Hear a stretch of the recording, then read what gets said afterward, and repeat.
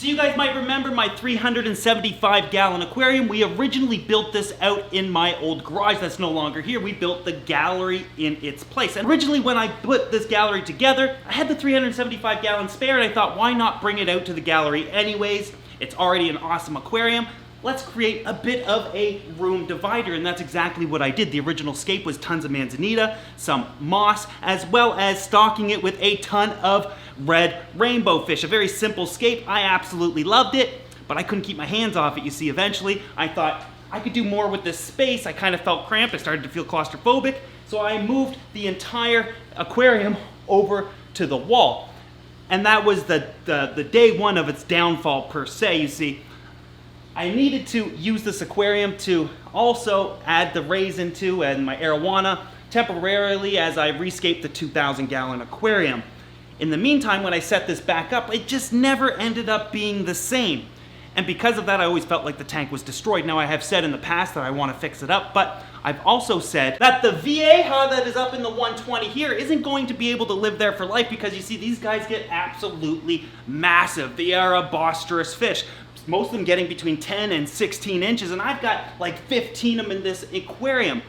So to resolve that, I thought, well, we're either just going to end up keeping a pair up there, or maybe potentially move them all to the 2000 one day, or maybe even move them to the 375. So that's exactly what I'm going to be doing today. I'm first going to obviously have to drain the 375-gallon all the way to the bottom. I'm going to have to remove all the scaping materials, followed by removing the rainbow fish and putting them in a temporary aquarium. Then I want to start this entire fish tank completely over, even different substrate, and give this, of course, a deep clean. Of course, followed by moving the Vieja over there, and then, of course, I need to rescape their aquarium because it's not really set up for a rainbow fish tank. I'd like to do something a little different. Of course, I would love to save a lot of the manzanita that's already covered in moss, so we'll see what we can do there. All the meanwhile, we're streaming this live on Instagram right now. For those that are not following me on Instagram, link is in the description below. I decided I'd do a behind the scenes video of making a video.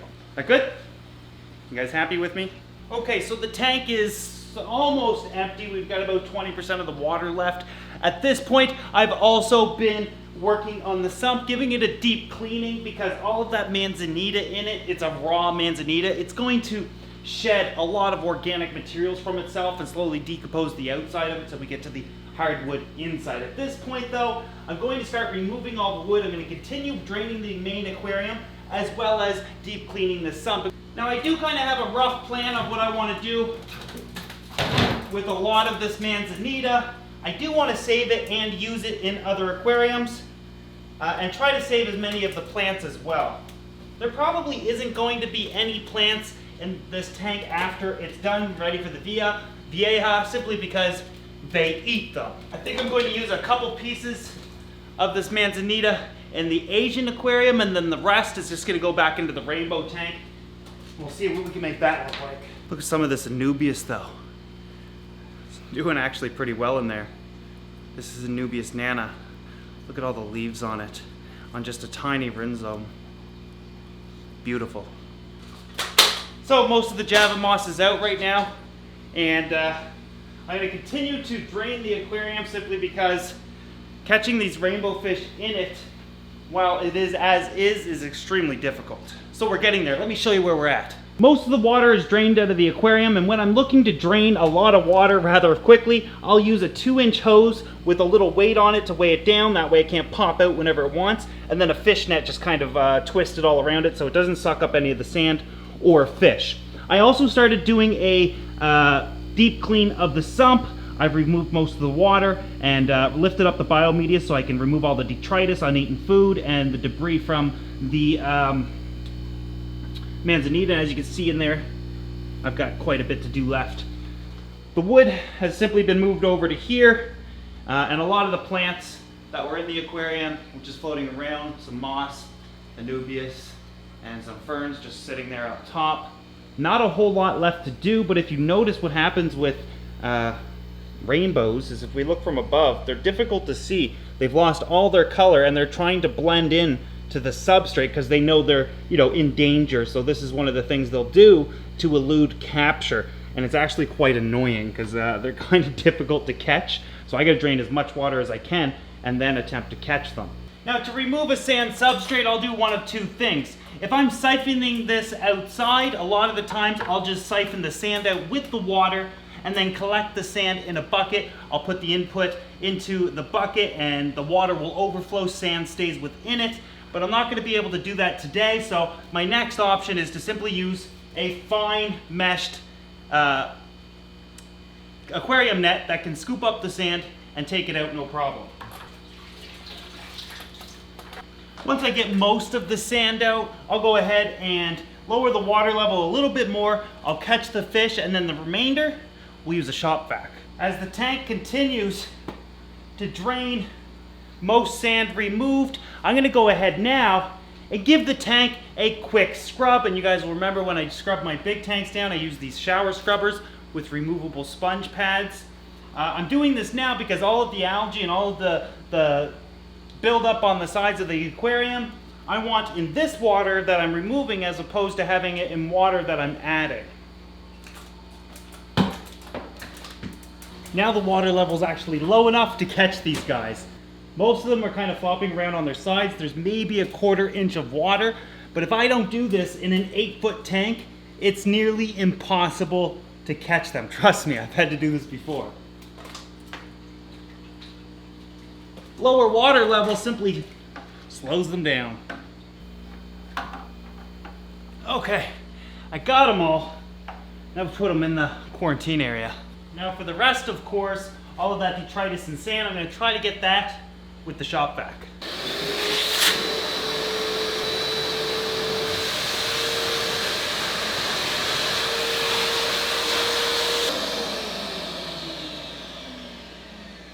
I wonder if I could have just caught the fish that way. Now that the tank is dry and I changed my shirt, I'm going to start off with the gravel. I've got a similar plan to what I used before. I'm going to use about 40 pounds of this earth-toned gravel and about 50 pounds of this brown sand. Mixed together, looks absolutely natural. I love it. All in all, I'm only adding about 90 pounds of substrate, but I don't really need much more than that. Now, of course, I'll just mix it all together and spread it out.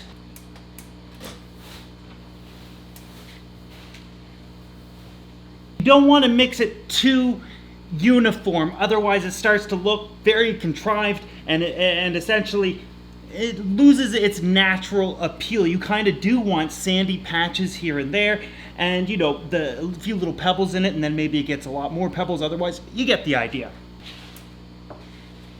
To smooth it out, I'm actually just using a shim to brush it around. Of course, it's all different levels in here, and that's fine. Once we get water in here, which I'm going to add a couple of inches to it, just to be able to work easier in here, it's going to smooth out and fill out the aquarium a lot more. So from the top down, you get a much better idea of what I'm trying to accomplish here. I've shown you guys doing this in the past. Of course, whatever substrate you're looking for, you don't necessarily have to use one. Combining them often gets you a more unique look and potentially exactly what you're looking for. So the biggest problem or the biggest challenge with scaping this tank is obviously going to be the fish in the long run. You see, they're gonna get so big that they could potentially destroy almost any scape I create. So I want to keep two things in mind. I'm going to have to keep it simple and use large materials to scape this tank so they can't easily move them or disturb them. But also, given the fact that they are Central American cichlids, I do want to try to create some places of refuge and even use some visual blocks using some wood or whatever, so that a fish can swim to the other side of the tank and not necessarily see other fish, sort of get away. So the types of wood that I'm going to be using is a couple of very large pieces of Malaysian wood. I'm going to start with the placement of the wood, and then we're going to move on to utilizing some large rocks, and then potentially maybe adding in some ferns, because I did take another look at their tank. They're not touching those at all. Hopefully the wood will fit through these access points. These are easily probably around 40 pounds or so and quite large. Again, this tank is 8 feet long 2 feet tall and 3 feet front to back. 375 gallons. I don't know the exact placement. I'm just kind of tossing it in here right now. We need some stones. Just to give you a basic idea of what this tank is looking like, I do like this scape. I do enjoy it. It's not going to do that great for rainbows, and these guys look fantastic in it now, but of course they will grow to large proportions here shortly. I will be taking the stones from this tank. I'm not sure about the wood. It does look the same color as the other wood I'm using, so maybe we'll use it as some roots potentially. But if you take a look at some of the plants here, the Anubias in particular, you'll see that they've gone ahead and pretty much eaten all of the leaves. But if we look at the Java ferns, they haven't touched them at all. So I think as long as we stay away from the Anubias species, we'll be fine, and we'll be able to add in Java ferns, giving this a little bit more life. I don't know, I have no plan for this scape. I have no clue where it's going to end up. But let's just start putting it together.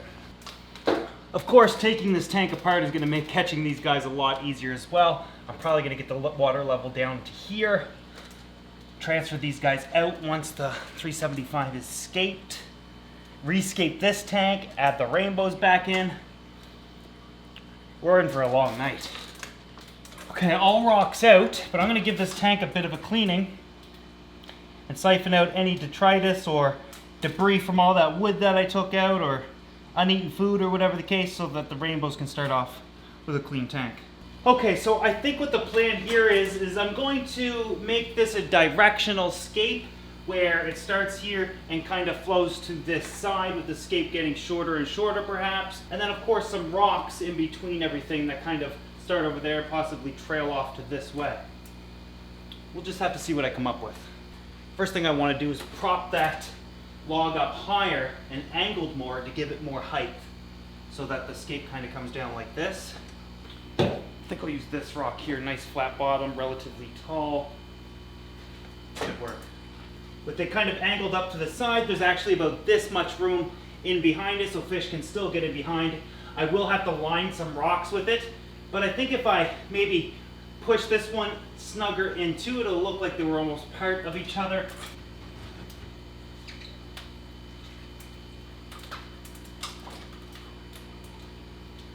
Yeah, see, much more height, and it's coming down like that. Here, take a look. So the angles never look good on camera, but you kind of get the idea here. We're not flat up against the overflow either, but I will be lining more rocks around the roots here. Let's see what we can see from above.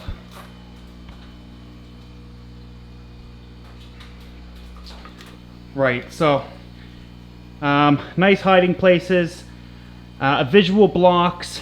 I want more roots to come out through the center here, and then of course I'd love to have a lot of rocks. I think I might add in some of these smaller branches like this to kind of act like roots. Now this is manzanita, it's raw manzanita. It's going to be a different color and texture than the Malaysian bogwood.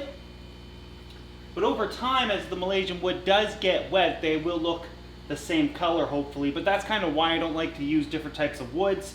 They just typically don't look that natural together. We'll see what this looks like. Maybe something like that.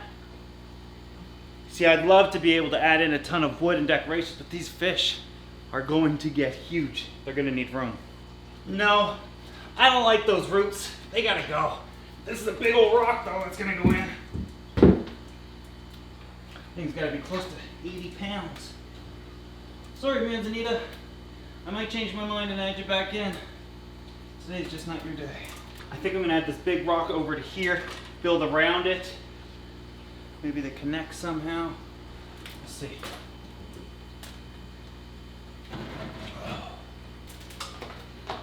Now you watch, in about a year, 8 months to a year, they'll be laying eggs on that. I mean, if all these guys were full grown, this is all that I would need, really. Okay, tons of rocks now. Let's see what we can do with them. My number one concern is The rocks that we propped up, we want to make sure that we add additional support so that the fish can't undermine them, tip them over. I also like to place the larger rocks by the wood. Well, we do have more of a a centerpiece over here, or something that can draw your eyes over here, or at least draw the fish over here as well.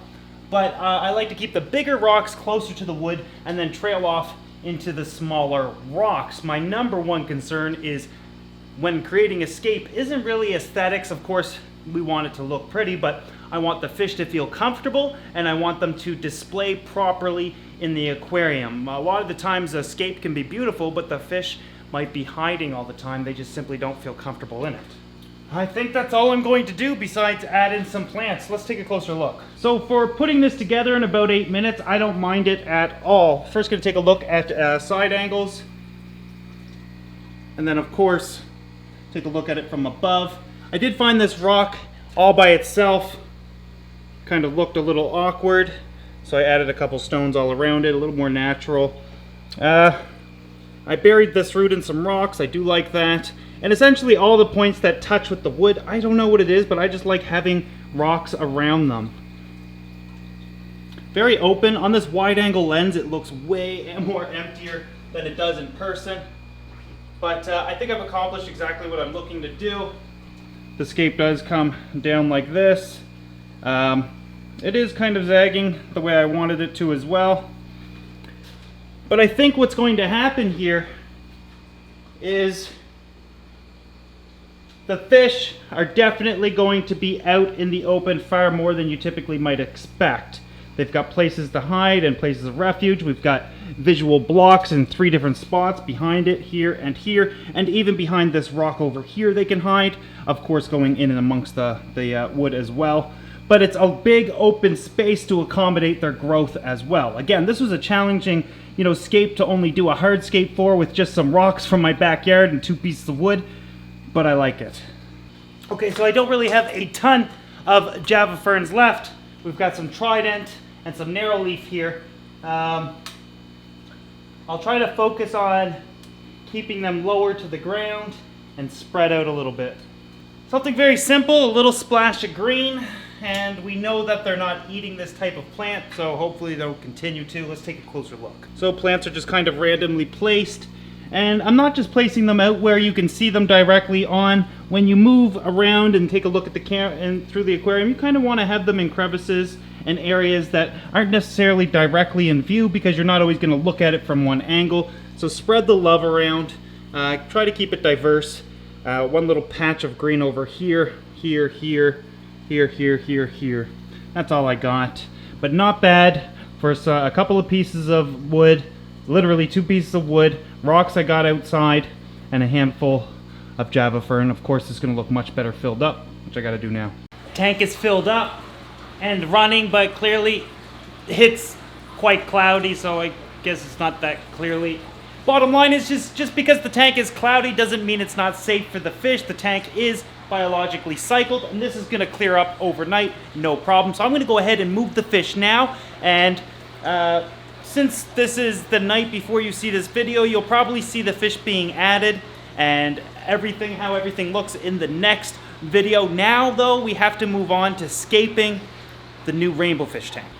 This is going to be very similar to the scape that was already in the 375, except we're only using 3 pieces of these wood. I went ahead and secured the Java moss to the wood a little bit better, as you can see, and I also squared off a piece of the desk here just to make sure that I get the right dimensions for the 120, so I can kind of practice it because I'm basically really low on time right now. Okay, so since I've already have the scape kind of laid out, all I kind of have to do is put it into the aquarium and hope I get it in the right way. First piece, this has to go in the middle somehow. Oh, I don't know if these can actually fit in here. I hope they do. Oh, I gotta wipe this down. Alright, so this is a middle piece. And that kind of sort of fits in. Next piece, I think this is on the left. It's not going exactly according to plan, but it's not horrible either. Last piece. piece. I forget how I put them together. Whew, okay. I think I got it. Take a look.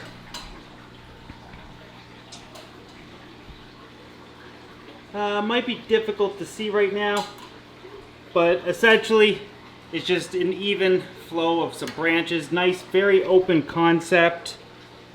We're gonna need some water in this and proper lighting on it for you to be able to see it. But yeah, I like it.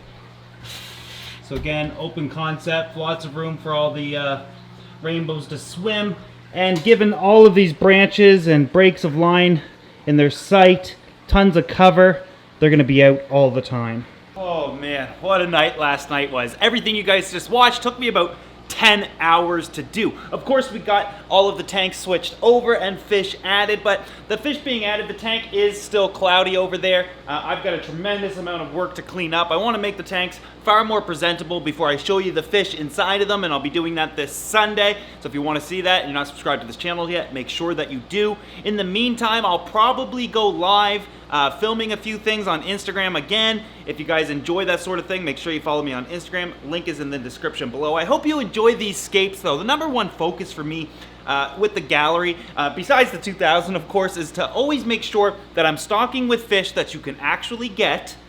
2, create some scapes that you can actually do using very minimalistic materials, as well as, you know, not starting off with thousands and thousands of dollars worth of plants. Everybody, the normal average hobbyist, starts out with a few plants and they grow and we propagate them and we spread them out, and that's what I kind of like to do. So for the rainbow fish tank, 3 pieces of wood, a little bit of moss, and I think it looks absolutely stunning. Wait till you see it with the fish. They're doing exactly what I thought they would do. The 375 with the Vieja and the 50 clown loaches is absolutely stunning. They're doing exactly what I expected them to do as well. The environment they're in is perfect for them. I can't wait to show you guys that. Of course, if you can kind of see it over there, she's cloudy a little bit, so I'll do a couple big water changes and I'll get that perfect for you guys this coming Sunday. Anyways, I hope that you guys enjoyed today's video. It is a bit long, but this was a long night for me. Ultimately, I just hope that you enjoyed it, and I'll see you guys this coming Sunday for when we add the fish.